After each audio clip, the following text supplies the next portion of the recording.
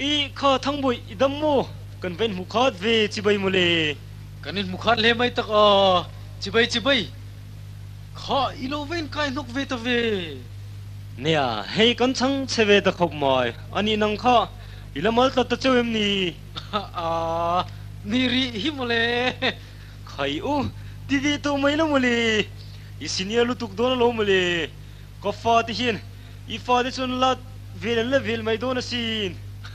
mai thira ati nan tur chu ka hrialom lungai ma ta cheu nge ni na ve min mang ngai tu chun le zua teu kwanu zara dam ten min choi liana tuna val pui tin kaloni veta ma se khohara ma ten lai kumbelin arang ka vai roye in rai du lai hi in bulat tv da ren mai zong kanin to e mai chun le zo tu kan runin chung pon ama moto si sak mela chuai ma nge hianin harin thoru maulam zai